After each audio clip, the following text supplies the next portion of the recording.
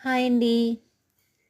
ఈరోజు నేనైతే ఎగ్ మసాలా కారం అయితే చేస్తున్నానండి. ఇదైతే మసాలా కారంతో చేస్తారు. టేస్ట్ అయితే చాలా బావుంటుంది. అక్కాళ్ళు ఎక్కువగా వండుతూ ఉంటారు. సరే నేను కూడా ట్రై చేద్దామని చేశాను. ఇందులోకి ఆనియన్స్ అయితే ఎక్కువగా పడుతూ ఉంటాయండి. ఆనియన్స్ ఎక్కువగా ఏస్తేనే చక్కగా గుజ్జు కిందొచ్చి కూర అయితే చాలా టేస్టీగా చాలా బావుంటుంది. మనం ప్రతిసారి కలగలిపేస్తేనే ఎక్కువగా వండుతూ ఉంటాము. టమాటా ఏసి పులుసు పెడుతూ ఉంటాము. ఫ్రై చేస్తూ ఉంటాము. ఇలా చేస్తాం ఎగ్స్. అలా కాకుండా ఇలా కూడా ఒకసారి ట్రై చేయండి. కూరైతే చాలా బావుంటుంది. ఏ మషాలాలు ఏం అక్కర్లేదండి.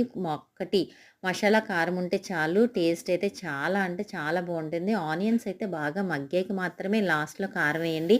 అప్పుడే కూరకి చాలా రుచిగా అనిపిస్తుంది. టేస్ట్ అయితే వేరే లెవెల్‌లో ఉంది. ఈ రై ఈ కర్రీ వేడి వేడి రైస్‌లో పెట్టుకొని తింటే ఆహా! ఎంతంటే అంత రుచిగా ఉంది. చాలా బావుంది. ఒకసారి ఇలా ట్రై చేయండి. వీడియో మీకు నచ్చిందనుకుంటే ఒక లైక్ ఇచ్చి నా ఛానెల్‌ని సబ్స్క్రైబ్ చేసుకోండి.